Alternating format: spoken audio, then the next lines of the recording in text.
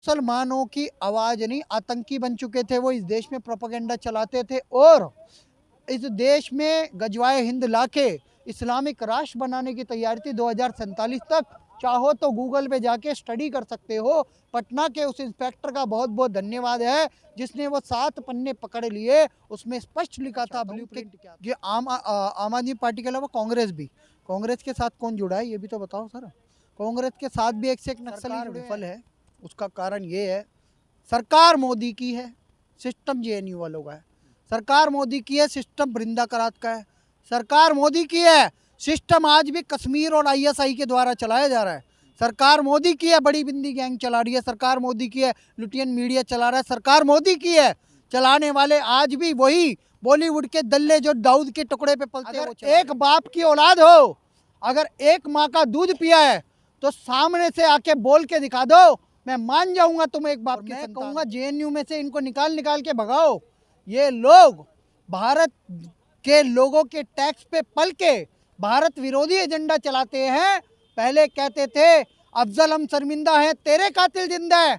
अरे अफजल गुरु खुद कहता था मैं आतंकी हूँ, मैंने संसद पे हमला करने की साजिश रची, इसीलिए मैं अपराधी हूँ। ब्राह्मण जब जब न मिटे जब जनेऊ तोले जाते थे, तुम्हारी पुश्तों की तलवार के आगे सलवार खोले जाते थे। नमस्कार, मैं अनूप कुमार। जेएनयू पंडित जवाहरलाल नेहरू यूनिवर्सिटी एक बार फिर से विवादों में आ गई है। पहले टुकड़े टुकड़े गैंग नारे लगाती थी, भारत तेरे टुकड़े होंगे इंशाअल्लाह इंशाअल्लाह। आज उसी जेएनयू पंडित जवाहरलाल नेहरू यूनिवर्सिटी की दीवारों पे लिखा जा रहा है, ब्राह्मण बनिए, भारत छोड़ो, जेएनयू छोड़ो। कैसे देखते हैं? मैं देखता हूँ उन गद्दारों को जो सब्सिडी पे पढ़ रहे हैं, 10 रुपए के रूम में रह रहे हैं। ये जेएनयू छाप जो ये छोटा सा बैग उठा के बीड़ी पीते रहते हैं एक दूसरे से मांग मांग के, और वहाँ पे एक से एक कुकृत्य करते हैं। ये कहेंगे बढ़िया भारत छोड़ो और ब्राह्मण भारत छोड़ो। अरे पहले तुम सब्सिडी छोड़ो, हराम खोरो। और मैं कहूँगा जेएनयू में से इनको निकाल निकाल के भगाओ। ये लोग भारत के लोगों के टैक्स पे पल के भारत विरोधी एजेंडा चलाते हैं। पहले कहते थे अफजल हम शर्मिंदा है, तेरे कातिल जिंदा है। अरे अफजल गुरु खुद कहता था मैं आतंकी हूँ, मैंने संसद पे हमला करने की साजिश रची, इसीलिए मैं अपराधी हूँ। सर अफजल को ये कहते थे कि भैया गलत मारा गया, बुरहान वानी के लिए ये वो निकालते थे अपना प्रोसेशन। और यही लोग, ये लोग उसके अलावा उसको सपोर्ट करते थे जिसने 93 ब्लास्ट की, याकूब मेनन। और यही वो लोग हैं जिनका एक बंदा उमर खालिद दिल्ली दंगों में जेल गया, सफूरा जर्जर जेल गई। आप सोच के देखो इनकी मानसिकता क्या है। जब भी नक्सली हमले होते थे सेना के ऊपर तो ये वहाँ पे सेलिब्रेट करते थे, और अब नक्सली सरेंडर कर रहे हैं तो ये नया प्रोपेगेंडा ला रहे हैं कि ब्राह्मण भारत छोड़ो, हम हत्या कर देंगे, हम ये कर देंगे, वो कर देंगे। अगर एक बाप की औलाद हो, अगर एक माँ का दूध पिया है तो सामने से आके बोल के दिखा दो, मैं मान जाऊंगा तुम एक बाप की संतान हो। नहीं तो जेएनयू वालों, अबे झोला छापो, हराम खोरो, 50-50 की उम्र में पीएचडी करने वालों, ये एजेंडे चलाने में उम्र नहीं होती ना सर। पढ़ाई की नहीं होती, सब्सिडी की उम्र होती है। सब्सिडी की उम्र तय होनी चाहिए। पढ़ाई अपने दम पे करो ना, दूसरों के पैसों पे क्यों कर रहे हो? फिर एजेंडा क्यों चला रहे हो पढ़ाई में? पढ़ाई में ब्राह्मण कहाँ से आ गया? ब्राह्मण भारत छोड़ो कहाँ से आ गया? विदेशी हैं इसलिए भारत छोड़ो। भाई हमें बता तो दो यूरेशिया कहाँ है, हम भी पिज्जा लगवा लेंगे। एक बार ये बता दे यूरेशिया है कहाँ। अरे मूर्खो, जो ब्राह्मण शिक्षक वर्ग है, जो ब्राह्मण शिक्षा देता है, और कब से देता रहा, गुरुकुलीय पद्धति से इस देश में। अभी भाई साहब आपने जब कार्यक्रम शुरू किया उस पर शुरुआत में ही क्या बोला आपने? पंडित जवाहरलाल नेहरू, जबकि जवाहरलाल नेहरू यूनिवर्सिटी है वो। पंडित जब आपने बोल दिया तो इस देश में जवाहरलाल नेहरू मुक्त कर दोगे तुम इस देश को ब्राह्मण मुक्त करोगे ना। तो पहले ये बता दो कि राहुल गांधी मुक्त कर दोगे? वो तो कहता है मैं दत्तात्रेय गोत्र का ब्राह्मण हूँ, जनेऊधारी ब्राह्मण। वो भी जनेऊधारी ब्राह्मण कहता है। और बताओ क्या आप ममता बनर्जी मुक्त कर दोगे क्या भारत को? भाई साहब ममता बनर्जी मैं ब्राह्मण हूँ, हम ब्राह्मण है, ऐसा बोल बोल के तो चुनाव लड़ती है वो। आप किस ब्राह्मण को बाहर निकालोगे? संदीप दीक्षित को बाहर निकाल दोगे कांग्रेस के? अरे कम्युनिस्टों में सीताराम येचुरी खुद ब्राह्मण है, ब्राह्मण कुल से तो गोत्र तो उसका ब्राह्मण ही है। ठीक है वो कम्युनिस्ट हो गया, पर उसके घर में जाके देखो धर्म की अफीम पी जा रही है आज भी। जेएनयू में बार बार विवादित नारे लगते रहे, लेकिन सरकारें कार्रवाई नहीं कर पा रही है। सरकार विफल है, उसका कारण ये है, सरकार मोदी की है, सिस्टम जेएनयू वालों का है। सरकार मोदी की है, सिस्टम वृंदा करात का है। सरकार मोदी की है, सिस्टम आज भी कश्मीर और आईएसआई के द्वारा चलाया जा रहा है। सरकार मोदी की है, बड़ी बिंदी गैंग चला रही है। सरकार मोदी की है, लुटियन मीडिया चला रहा है। सरकार मोदी की है, चलाने वाले आज भी वही बॉलीवुड के दल्ले जो दाऊद के टुकड़े पे पलते हैं वो चला रहे हैं। कह रहे देश सुरक्षित हाथों में है, तो अगर सरकार मोदी की है, कोई लुटियन जोन चला रहा है, कश्मीरी चला रहे हैं, तो फिर देश सुरक्षित हाथों में कैसे रहा? सिस्टम में कुछ जगहों पर ये घाग बैठे हैं। मोदी तुरंत इन पे सर्जिकल स्ट्राइक नहीं कर सकते। अब समय आ गया, मोदी जी थोड़ा एक बार और प्रधानमंत्री बनेंगे, 400 से ज़्यादा सीटें बीजेपी को आने वाली है 2024 में। उसके बाद मेरी बात हो गई है मोदी जी से, उन्होंने हाथ हो रख गई दिए लखनऊ में कि भाई योगी तू आएगा ना तभी कल्याण होगा। और योगी चढ़ाएंगे बुलडोजर और योगी देंगे अच्छे से डंडा, पता है ना, तशरीफ से देके मुंह से निकाल देंगे। पहले नारे लगाए जाते थे, भारत तेरे टुकड़े होंगे इंशाल्लाह इंशाल्लाह, उन पे कार्रवाई नहीं की, उसी का नतीजा तो ये मिल रहा है ना अभी। देखो इंशाअल्लाह नहीं, वो हिंसा हल्ला है, हिंसा और हल्ला। इंशाअल्लाह होता तो भैया वो आध्यात्मिक लोग होते। हिंसा हल्ला करते हैं वो, पत्थरबाजी करते हैं वो। जब रामनाथ कोविंद जी कानपुर जाते हैं, अपने गांव जाते हैं, वो जब वो तत्कालित राष्ट्रपति वो कहते हैं मोदी जी मेरे गांव आओ, मेरे घर आओ, तो ये पत्थरबाजी करते हैं। जब दिल्ली में राष्ट्रपति डोनाल्ड ट्रंप आते हैं अमेरिका के, तो ये पत्थरबाजी करते हैं, दिल्ली में दंगे करते हैं, शाहीन बाग करते हैं, सिर्फ देश को बदनाम करने को। ये लोग एक एजेंडे के तहत काम कर रहे हैं, सरकार को बदनाम करने के लिए, देश को बदनाम कौन करने। लोग हैं, अगर सरकार उनको चुनिंदा क्यों नहीं कर पा रही? मोदी खुद कहते हैं टुकड़े टुकड़े गैंग, urban नक्सल। आपने पिछले दिनों द कश्मीर फाइल्स देख लिया होगा, और जल्द ही आप urban नक्सल वैसे किताब पढ़ सको, तो नहीं पढ़ सकते तो जल्द ही कार्रवाई करो ना सीधा। जल्द ही टुकड़े टुकड़े गैंग के ऊपर, urban नक्सल्स के ऊपर एक बहुत अच्छी फिल्म आने वाली है। और मैं बता दूं, हमारे ही बहुत अच्छे भाई साहब लिख रहे हैं, ठीक है, वो फिल्म, और उसमें बहुत तथ्य हैं, प्रमाण है इस देश की युवा पीढ़ी को जगाने के लिए। फिल्मों से हिंसा थोड़ी ना रुकेगी, कार्रवाई करने से हिंसा रुकेगी। कार्रवाई पता है कैसे होगी? देखो कार्रवाई भी होगी, पर कार्रवाई कैसे होगी? एएमयू में बंद हो गया ना, जब से योगी जी आए एएमयू में सब बंद हो गया। जाकिर एक यहाँ पे वो जामिया मिलिया इस्लामिया है, जब शाहीन बाग हुआ था उस समय पे उन्होंने पत्थरबाजी करी, डीटीसी की बसें तोड़ी। एक बार लाइब्रेरी में घुस के दिल्ली पुलिस ने लठ बजा दिए, उसके बाद रुक गए। अब बताओ, मानतुल्ला कान खाए, एमसीडी चुनाव चल रहा था, गायब है ना, बीसी लग गया उसके ऊपर। ताहिर हुसैन ने एक बार दंगे करे, गायब हो गया।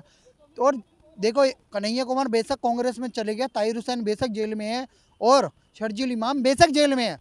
अब आने वाले इन रक्त बीजों के लिए ये रक्त बीज भी समाप्त करने हैं। इसके लिए मैं बड़ी कार्रवाई की मांग करता हूँ। कार्रवाई का तरीका मैं सरकार को बताऊंगा, चैनल के माध्यम से नहीं बताऊंगा, नहीं तो दिक्कत हो जाएगी। अंदर अंदर अंदरूनी बताऊंगा। और वो अगर कार्रवाई इन्होंने कर दी मोदी सरकार ने, तो जैसे माँ काली ने कहा था ना, मैं रक्त बीज नीचे नहीं गिरने दूंगी, ऐसे रक्त बीजों को हम इस धरती पे, इस जेएनयू में पनपने नहीं देंगे। राष्ट्रवादी रहोगे, देशभक्त रहोगे तो बचे रहोगे। सबसे बड़े पढ़े लिखे, सबसे बड़े राष्ट्रवादी जेएनयू में। अगर ये पढ़े लिखे होते तो ब्राह्मण भारत छोड़ो, बढ़िया भारत छोड़ो थोड़ी बोलते। अगर ये पढ़े लिखे होते तो द्वेष थोड़ी पैदा करते, जहर थोड़ी पैदा करते दो कम्युनिटी से। सपोज करो एक ब्राह्मण है, वो भोजन पका रहा है, और उसके वहाँ जाके आप ये खाना पूछ रहे, क्या आप उसके जाति पूछ के भोजन खाते हो? और सपोज करो ब्राह्मण है, तो उसे ये बोलेगा अरे भैया भारत छोड़ो। ब्राह्मण तो जाके, आज भी मैं कहता हूँ सारे पंडित जाके जेएनयू खड़े हो जाए और कह दे भैया हमें कहाँ जाना, भैया आप ही वीज़ा करवा दो, भारत छोड़ो कर रहे हो ना, आओ हमारा कत्लेआम कर दो। कश्मीरी पंडितों का कत्लेआम इन्हीं लोगों ने तो किया था। ये तो एक योजना बनाई जा रही है पीएफआई वाली, गजवाए हिंद की योजना है सर, ब्लड शेड करने की। गजवाए हिंद ये उसी का एक प्रपंच है। SC ST OBC को लेके आपने 7 पन्ने में पढ़े होंगे, उसमें ये बोला भी, लिखा भी गया था कि हम जय भीम वो चलाएंगे, अपना एक मुहिम चलाएंगे। पर जैसे कश्मीरी पंडितों का नरसंहार हुआ, वैसा नरसंहार करने की इनकी तैयारी है। मोदी सरकार चेत जाए, हमारी एजेंसियाँ चेत जाए और आगे सावधान रहे। ये मैसेज ऐसे ही नहीं लिखा गया, ये एक प्रोफेसर के लिए नहीं लिखा गया। और मेरे मन में खटक रहा है, जो नेता किसी खिलाड़ी के कुत्ता बीमार होने पे ट्वीट कर देते हैं, वो अब जेएनयू पे पंडित ब्राह्मण भारत छोड़ो का नारे लग रहे हैं, उस पर बोल नहीं पा रहे, कोई ट्वीट तक नहीं कर पा। ये तो शर्म की बात है ना, बहुत शर्मनाक बात है। इस देश में ऐसी स्टूडेंट पढ़ रहे हैं जो कि ब्लड शेड की बात कर रहे हैं। हम खून की नदियां बहा देंगे, वो भी ब्राह्मणों की और बणियों की। अरे बणिया कौन है? इस देश की अर्थव्यवस्था संभाल रहा है। ब्राह्मण कौन है? ब्राह्मण इस देश में बहुत महत्वपूर्ण पदों पे है। ब्राह्मण इस देश में बहुत अपनी भूमिका निभाता है। ब्राह्मण एक बाय डिफ़ॉल्ट देशभक्त है। ब्राह्मण कौन है? जो कि इस देश में अपना सर्वश्रेष्ठ पद वर्षों से बना के बैठा है। कैसी कार्रवाई हो जिससे इन अलगाववादी और जो नक्सली आप बता रहे हैं इन पे कार्रवाई हो? मैं बताऊं, इन्हें तो तुरंत सस्पेंड करवा देना चाहिए, रेस्टिकेट करवा देना चाहिए वहाँ से। प्रोग्राम ऑर्गेनाइज इसी जेएनयू में हुआ था जहां भारत तेरे टुकड़े होंगे के नारे लगाए गए थे, तो ऑर्गेनाइजर जो था कन्हैया कुमार, वो आज खुले सांड की तरह घूम रहा है, कोई कार्रवाई नहीं है। तो उसी से सब मिलके तो कार्रवाई होती है आगे। कम्युनिस्टों ने उसे बेगूसराय से चुनाव लड़वाया, अब कांग्रेस ने उठा लिया क्योंकि वो एक युवा नेता है। लेकिन मैं एक बात बताऊंगा, ये वहीं से नेता नेता होते बन रहे हैं। अरे नेता राजेंद्र गौतम नहीं है, नेता रहते रहते वो शपथ दिलवा रहे 10,000 हिंदुओं को मैं बौद्ध में कन्वर्ट कर दूंगा। सर मैं आपसे पूछता हूँ, आप राजेंद्र गौतम से पूछो जाके कि भैया कौन से अखबार में छपे हैं वो 10,000 लोगों के नाम।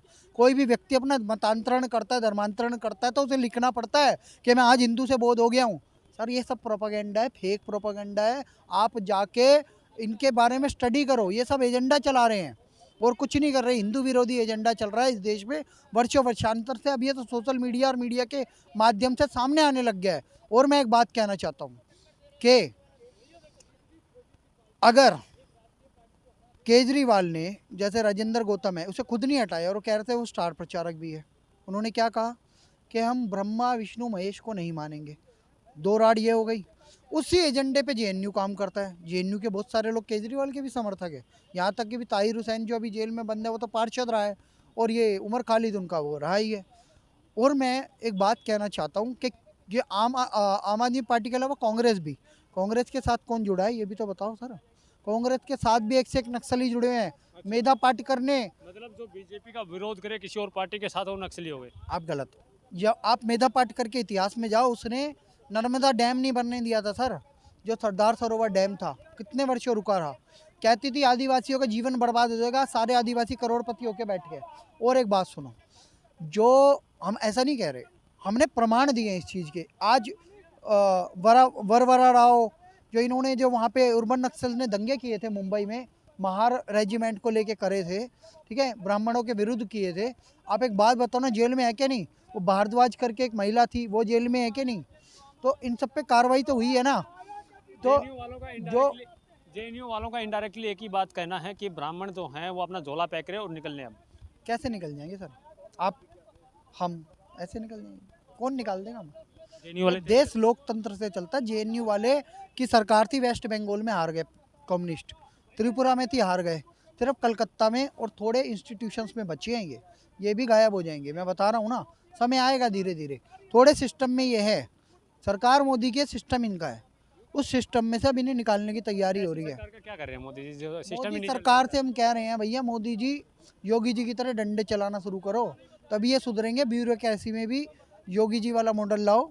और ये आईपीएस आईएएस और ये जो हमारा सूचना विभाग वगैरह है, ये जो सैलरियों पे पल रहे हैं, सरकारी सैलरियों पे, इनको सुधारो कि ये अपनी रिटायरमेंट तक का वेट करने के लिए यहाँ पे करप्शन करके ऐस मारते ना रहे।